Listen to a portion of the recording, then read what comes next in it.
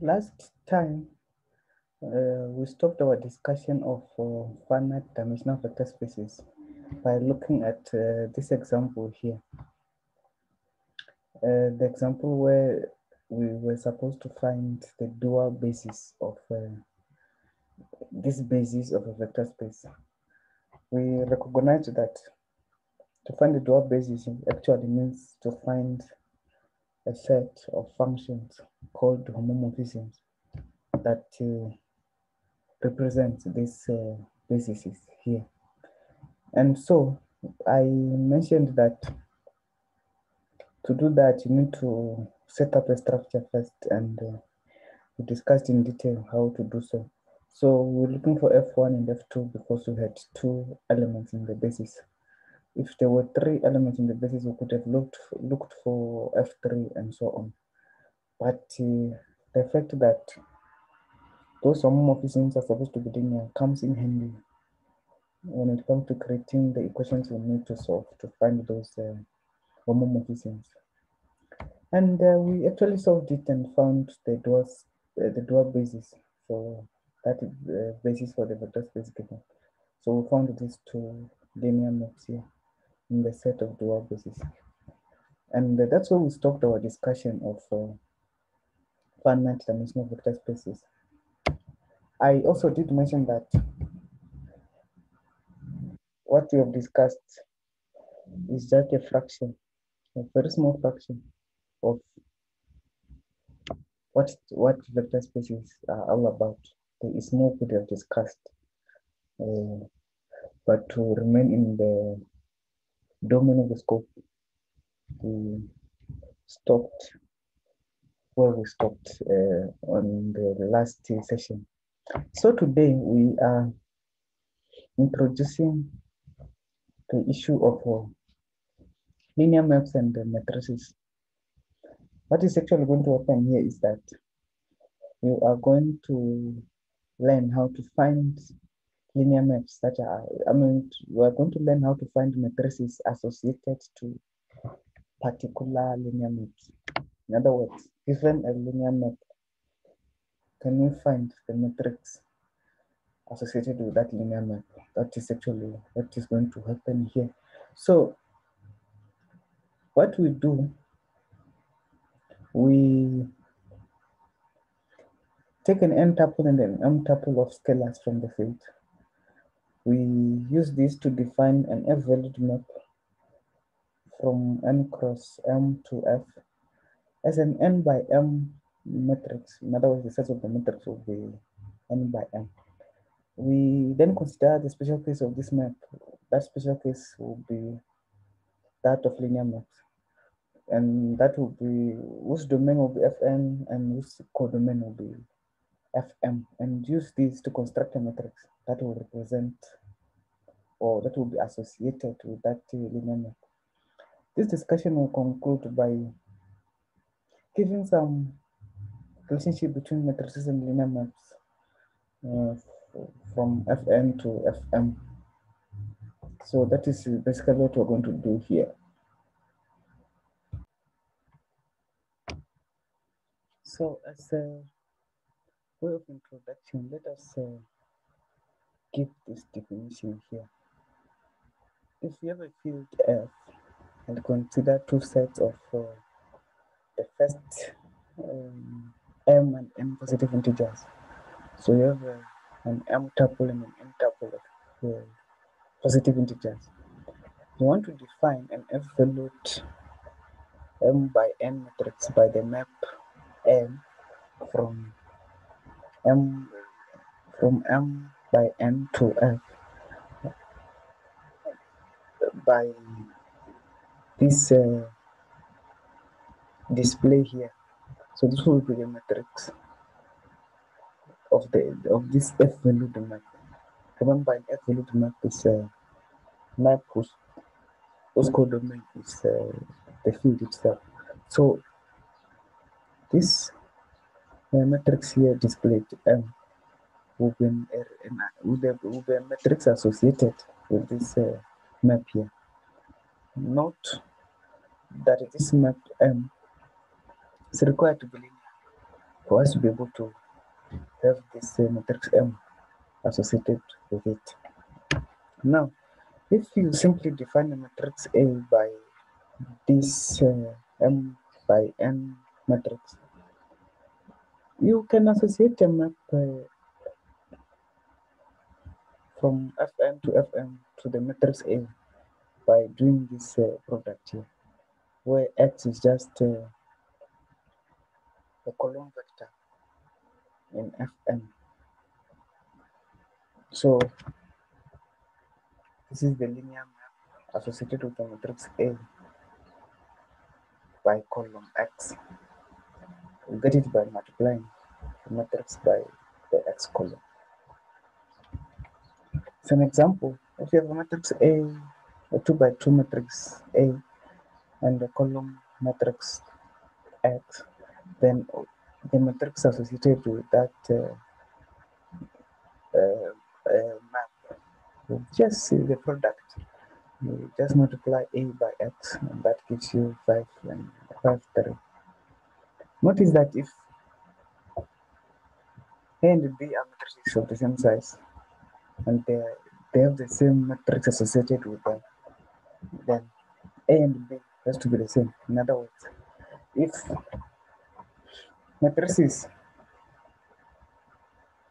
have the same, if A and if two maps have the same matrix associated with them, then those maps are the same. That is what you should observe. There is this term here stating that if L from Fn to F is a linear map, then you can always find the unique vector A in Fn such that L equals to the matrix associated with that map. And of course, for all x, we're going to have A times x. That is the claim of this theorem.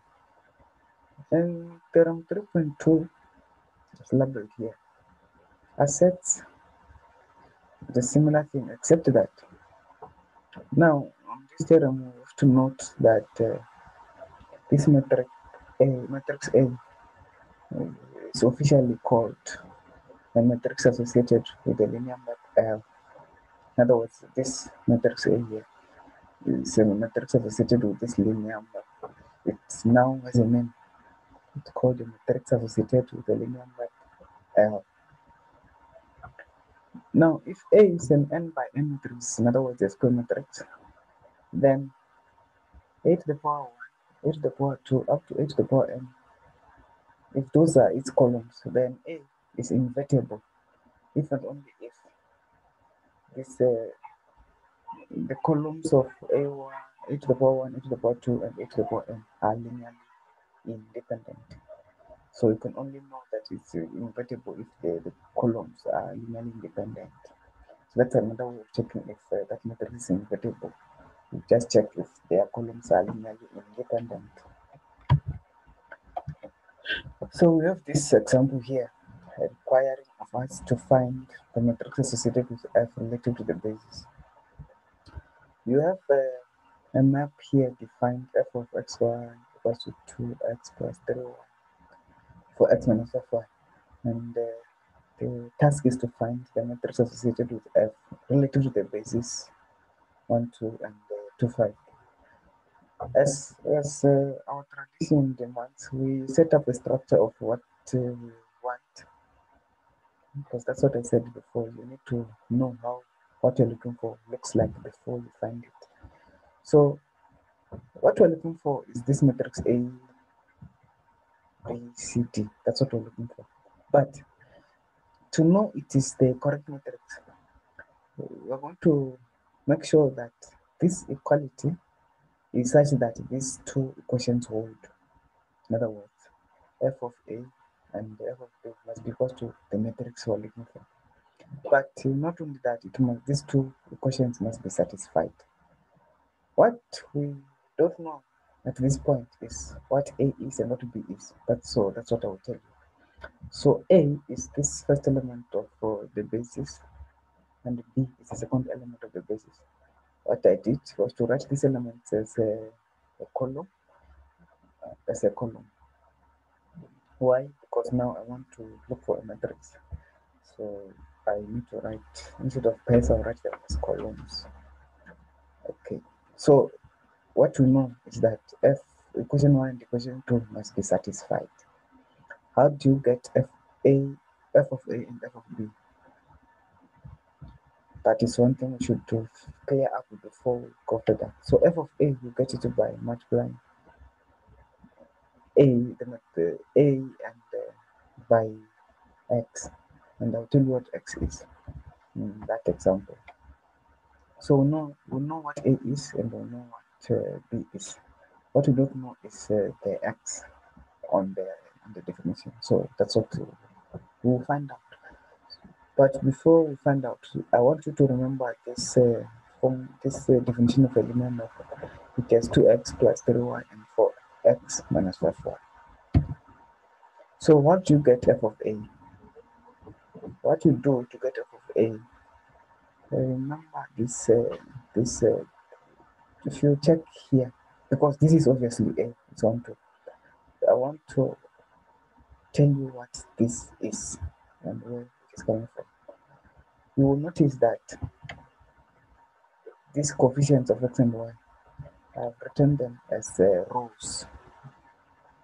So the first row is the coefficients of x and y of the first component of the linear map, and the second row is the coefficients of the second component of the linear map. So we have 2 and 3, 4 and minus 5. They are from here. 2 and 3, and 4 and minus 5. That's where this matrix is coming from. And you simply multiply it out. It is 2 times 1, which will give you 2. Then 3 times plus 3 times 2, which will give you 6. 2 plus 6 is this 8 you are seeing here. Similarly, you get 4 times 1, which is 4, plus minus 5 times 2, which is minus 10, and then you get it is minus 6. On the right hand side of equation 1, A is the unknown, B is the unknown, but A is this matrix and B is that matrix. If you multiply out, we are going to have A and 2A, 2B and 5B. If you equate the first row, what you're going to get is 8 equals to A plus 2B. That will give you the equation 3 as you see it here. And before I went further, I wrote A as a subject to the formula for equation 3, and that gave me equation 3 star. Equation 4 comes from the second part of this this equality here. Minus 6 equals to 2a plus 5b. That's where this is coming from. Now you can solve equation 3 star and equation 4 simultaneously. That will give you the value of b, which is minus 22, and the value of a, which is 52. So what we did so far was to find a and b from equation 1. We're going to do the same thing for equation 2. So for equation 2, of course, I should have written 2 here. That was a typo. So for equation 2, the same thing happens. The matrix will not change. What will change is b. And of course, when you multiply to get 19 and you multiply to get minus 17, the right hand side will just be, you just change c and d and the c and d. And then you do the same kind of reasoning. You get 19 equals to c plus 2d, which is, we call that equation 5. Next, see the subject, you call it 5 star, and minus 17 will be equals to 2c plus 50. Call that equation 6. When you have equation 5 star and equation 6, you find that d is minus 55, and when d is minus 55, c will be 129, which means now we found a, b, c, d, which is the matrix we were looking for.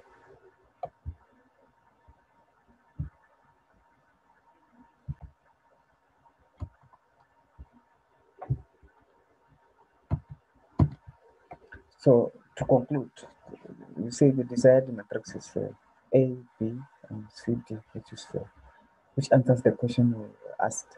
So the matrix associated with this linear map here is relative to this basis is this matrix, the one we found.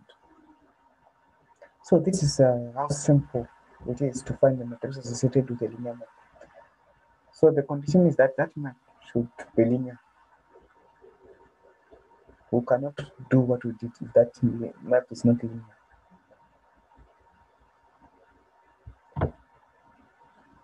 We have here another definition. You have two finite dimensional vector spaces V and W over the same field F. If you let A be the basis of V and B be the basis of W, then we know that the following is true. V is isomorphic to Fn under Fn under a map from Fn to V given by this definition. W similarly be isomorphic to Fm under the map Fm to W given by this definition here.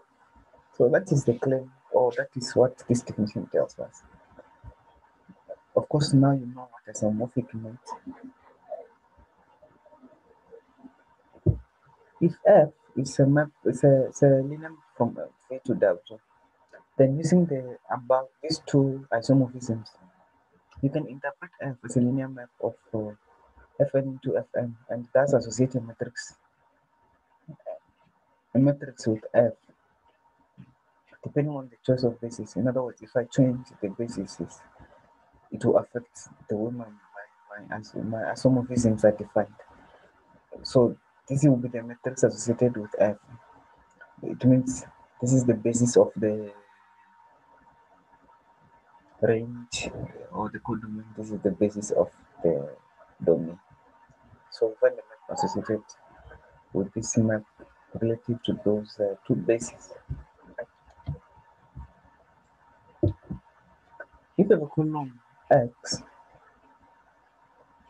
which is a coordinate vector of an element V of V relative to the basis A, then AX is the column coordinate vector of F of V relative to the basis P. That is just a confirmation of this matrix here.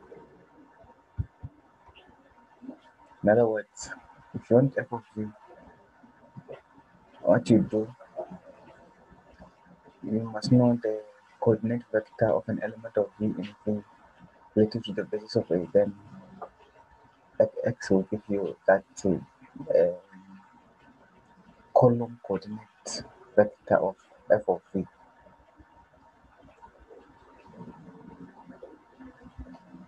If you let V and W be vector spaces over F, and you have a map F from V to W, which is linear, and A is the basis for V and B is the basis for W. If V is in V, in other words, you find the vector in V, then X B of F of V equals to the matrix equals to this matrix here. It is interesting to know that if A and B are the basis vectors of V, and if V is in V, then this will hold where this is the identity matrix. This is the identity matrix. So this equation will hold if A and B are the basis for vector space V and the V is in V. Of course, what does this tell us? It tells us the way of in which coordinates of a vector change when you change the vector space. In other words, if A and B are changed, like if you swap A and B here, what you're going to have is A here and A there. So that affects the way in which coordinates of a vector change. They change the basis.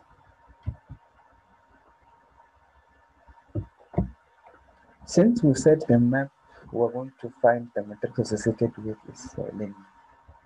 Does the matrix we find also obey conditions of linearity? The answer is yes, and this theorem confirms that. If we have A and B as the basis of the vector space V and W respectively, in other words, A is the basis for V and B is the basis for W. And you have two maps F and G which are linear. Then the matrix associated This equality you find here holds when then you find that you can add the functions first before finding the matrix associated with them, or you can find the matrix associated with each and then add after. You still get the same thing. You can multiply by a scalar before finding the matrix, or multiply by the scalar after finding the matrix. That's what this term is saying. So the association, this association from here to here is an isomorphism between the space of linear maps and the space of m by n matrices. So the matrix we find also obeys conditions of linearity. So you might want to know what happens if A and B are bases for the vector space V. What will happen is that the product of the matrices, these two matrices will give you an identity map, and they commute,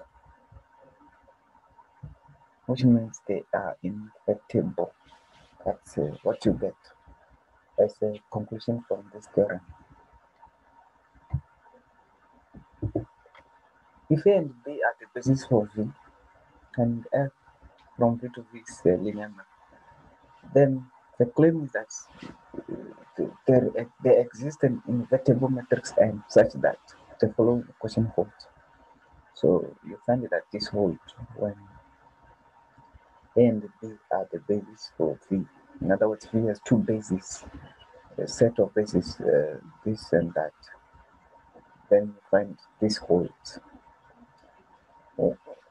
when this invertible matrix M exists. For a finite dimensional vector space V over the field F, if the function f from V to V is linear and M is an associated matrix relative to the basis B of V, then F for M can be diagonalized if and only if you find there's an invertible matrix, let's call it M, such that this product is also diagonal. It's a diagonal matrix. So to know that F or M will be diagonalizable,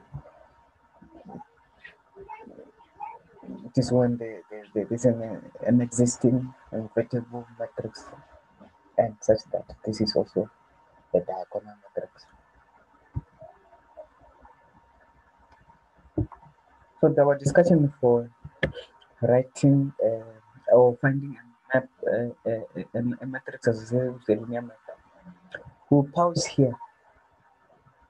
Again, this does not mean that this is all about matrices and linear maps.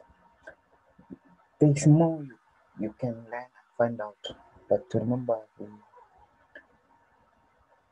want to limit ourselves to scope. But for those interested, you can comment and ask for advanced session for linear algebra. You can talk us out that's there. Now, you might be curious to know whether or not you can find a map associated with a given matrix. Since in this chapter, what we learned was to find a matrix associated with a map. So the question you might be asking yourself is it possible to find a linear map given a matrix? The answer is yes, it is possible, and the procedure is not difficult. If you want to know it, you can comment and ask for an extra session or an extended session for that on this chapter. I'll gladly do it. But what we did here was to contain ourselves in the scope. So that is where this session ends. And thank you.